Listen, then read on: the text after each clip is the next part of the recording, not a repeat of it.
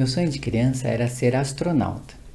Então eu ficava desenhando naves espaciais, fazendo cartazes, né, e colocando nas paredes com essas naves, me imaginando em grandes aventuras, em outros mundos, outros universos. Então eu passava boa parte da minha juventude desenhando e inventando também naves espaciais. Eu pegava pedaços de madeira, latinha, e martelava uma coisa na outra e de repente fazia uma nave espacial. Então eu pensei, puxa, o que faz uma pessoa ser, né, um astronauta?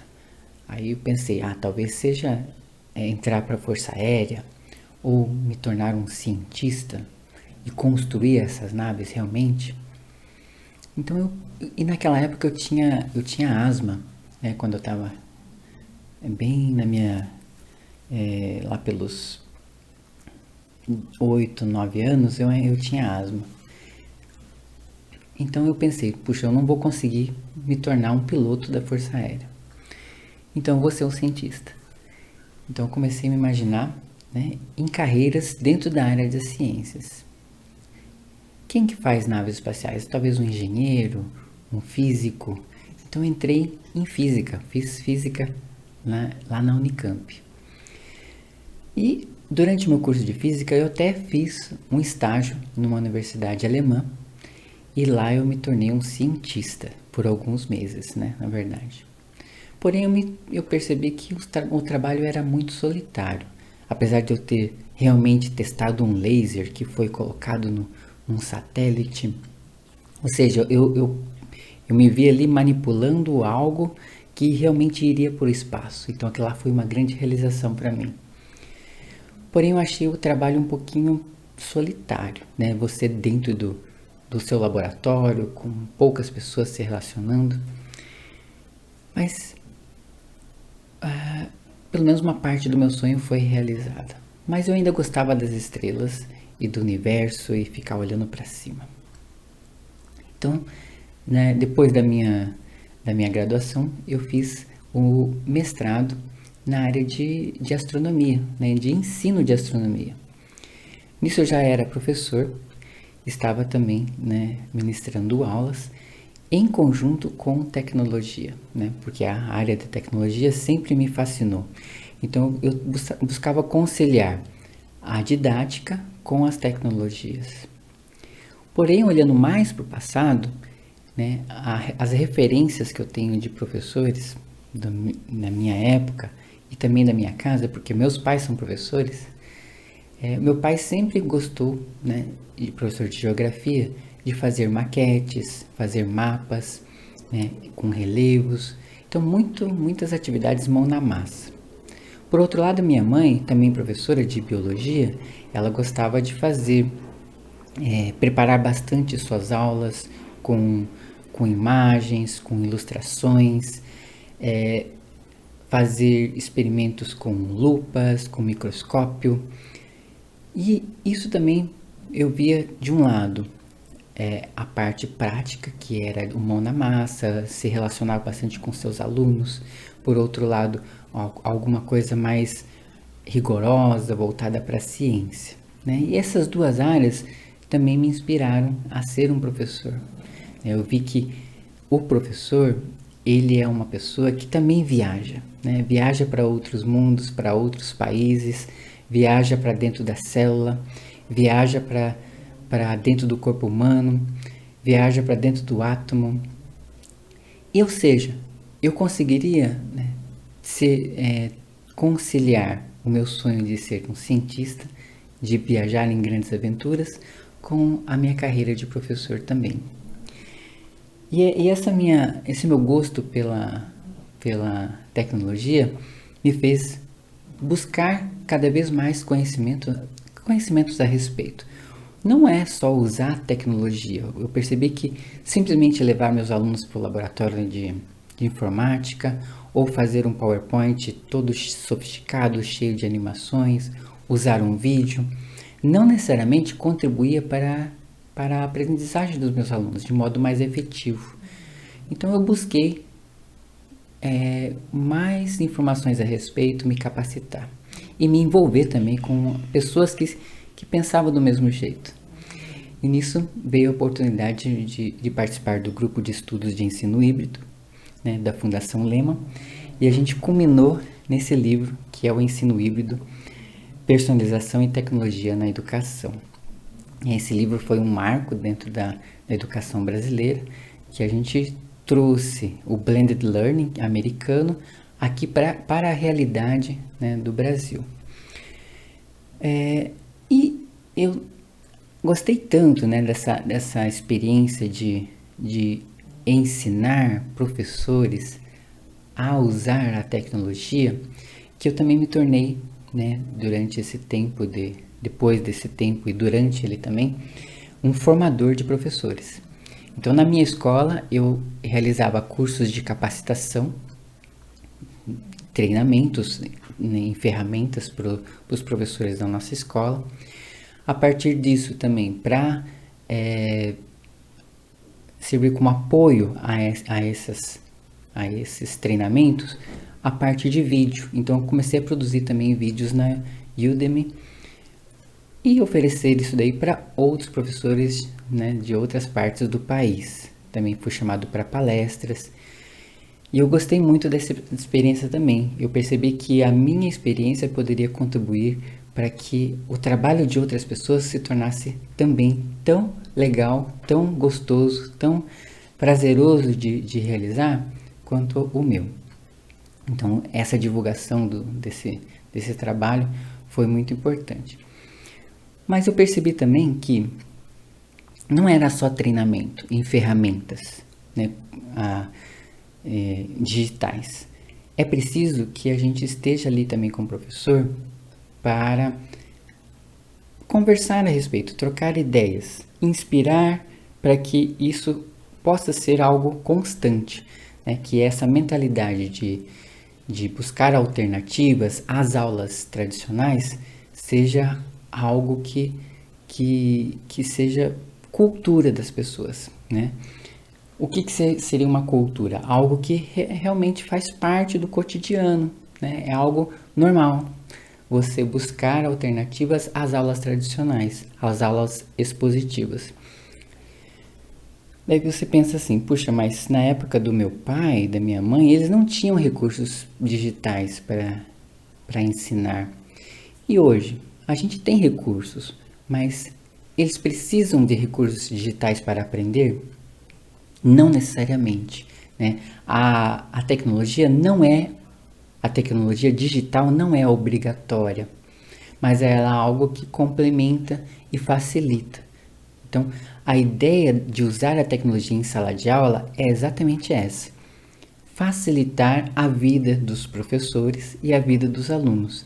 Se essas tecnologias dificultam, né, não tem por que usar. Uma tecnologia é para que todas as pessoas envolvidas sejam beneficiadas, né, tem um ganho. Então, para que isso aconteça, né, que isso se torne uma cultura, o professor, né, os educadores, eles precisam estar tranquilos no uso dessas ferramentas. Ou seja, tem que ser algo fácil, natural, para que essas coisas, tanto os professores quanto os alunos, para que essas coisas não sejam um peso, né, não sejam algo que incomode. Aí vem a ideia que eu achei muito interessante. Uma vez que eu estava assistindo uma aula, um professor disse assim, né, nessa aula, que a gente não deve fazer com que as pessoas se desloquem do seu ponto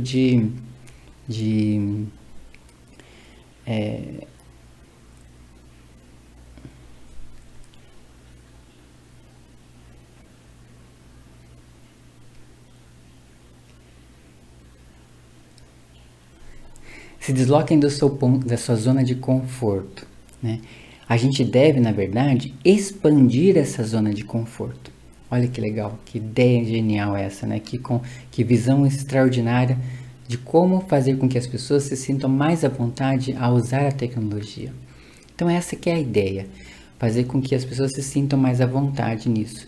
E para que elas se sintam mais à vontade, é importante ter uma pessoa ali, né, sempre motivando, ajudando, né, trocando ideias. E esse é o papel, na verdade, do coordenador das tecnologias educacionais. Eu trabalhei na minha escola durante muito tempo como simplesmente um consultor, um treinador. Mas a parte de acompanhar os professores, né, estar com eles no dia a dia e essa troca de experiências é essencial. Então, o coordenador é uma pessoa que está lá com mais, né, atuação, com mais constância, né, com esses professores. Então, o coordenador ele está ali também para motivar, instruir e analisar as necessidades dos professores, né? Vamos ver o que o professor gostaria de trabalhar nessas aulas. Eu gostaria de trabalhar tais e tais coisas. Puxa, que tal a gente usar tais e tais recursos? Não seria interessante para você e seus alunos? Vamos sentar e vamos preparar juntos essa aula? O que você acha? Então, veja que aí é outra conversa, né? Você não está simplesmente falando, use tal ferramenta e abandona a pessoa. Não, você está ali ajudando, acompanhando, analisando se as coisas deram certo, se deram erradas, quais são as alternativas que a gente poderia, né, escolher para que esses objetivos educacionais sejam alcançados com mais efetividade. Então, o coordenador de tecnologias educacionais, ele tem basicamente o seguinte papel. Primeiro, é importante que o todo também seja muito bem observado, tenha consciência do todo. O que seria o todo? Um coordenador, ele sabe e tem consciência da visão da escola. Onde a escola quer chegar? Qual é o objetivo que ela gostaria de alcançar? Então, existe um macro, né?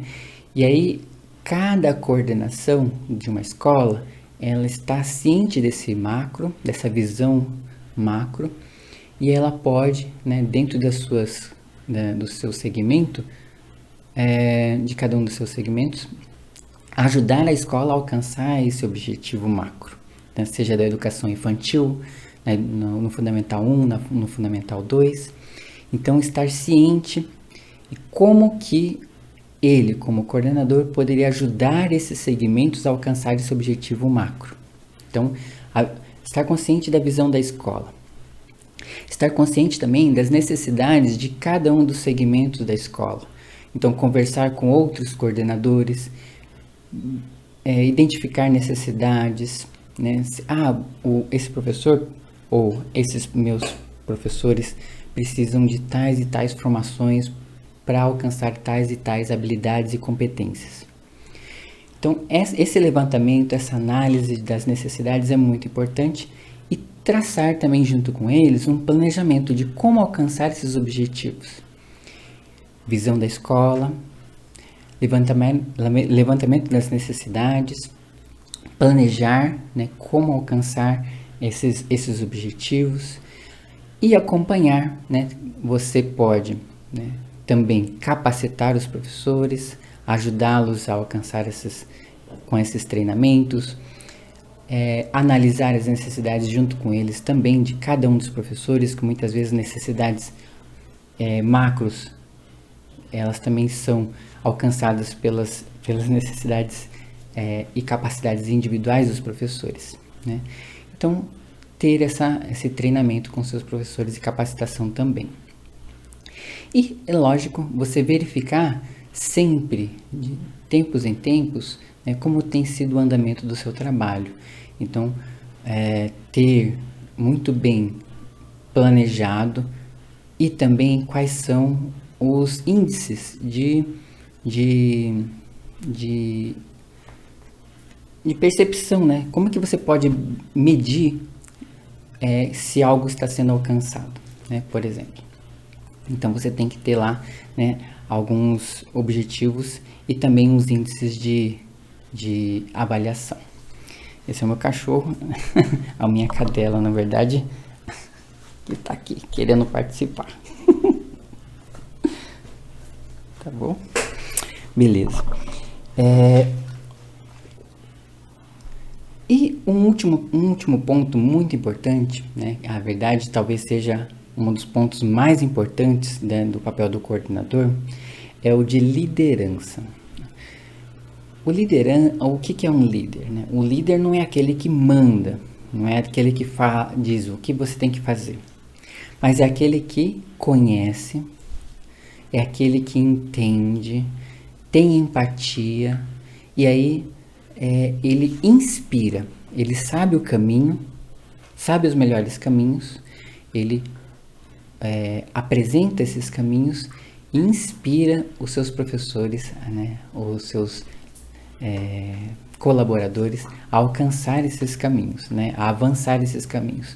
Então esse daí é o papel principal. E como você consegue ser um líder? Né? Uma das principais características de um líder realmente é essa: você ouvir, né?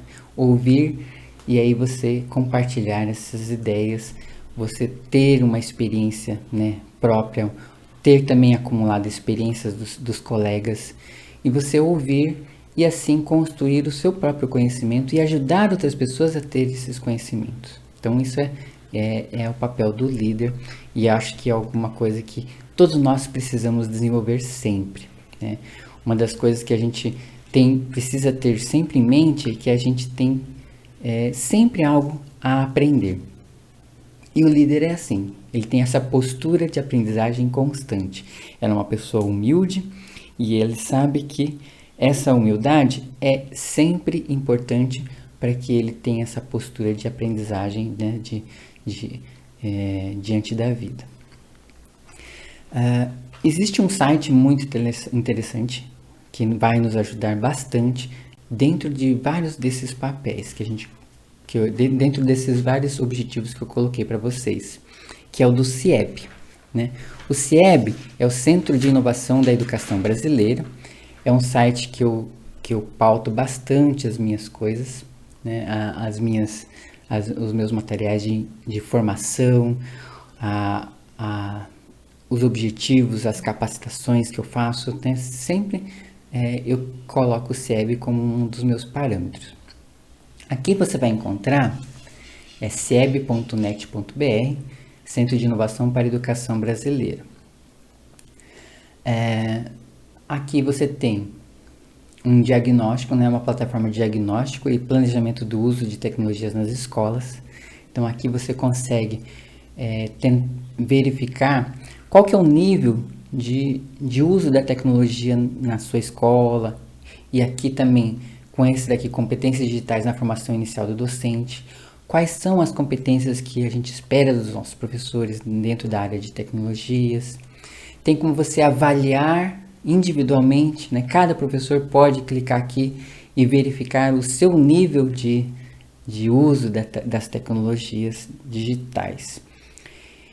E aqui tem no FX, se você clicar aqui, você tem também como entrar em diversas formações, né? Na verdade, ali você encontra planos de formação para os professores. Então, esses planos, dentro não só de tecnologias, mas também, principalmente, na área de metodologias ativas, né?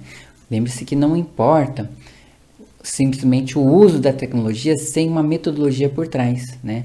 É importante que as pessoas usem as tecnologias de modo eficaz dentro de uma metodologia. Então aqui você vai encontrar, por exemplo, o ensino híbrido, né, que é do nosso livro. Você vai encontrar a aprendizagem baseada em projetos, a aprendizagem mão na massa, a educomunicação. Então na verdade são 10 formações que estão abrangendo diversas competências digitais nos professores. Legal? Gente, eu gostaria que vocês entrassem no meu canal, no meu site, né, alexandrosunaga.com.br, e buscassem mais informações dentro dessas áreas aí de metodologias ativas também, né? A gente pode compartilhar com vocês e a gente pode aprender juntos, né, dentro dessas áreas. Espero que eu tenha contribuído, pelo menos um pouquinho, para que vocês tenham ciência desse papel, né, do coordenador das tecnologias educacionais no alcance da visão das suas escolas. Seja você um gestor, seja você um coordenador, um mantenedor de uma escola, seja você é um professor interessado na área de tecnologias educacionais e que gostaria de ajudar outros professores a se tornarem também, né, mestres dentro da área digital. A gente se vê então, até a próxima.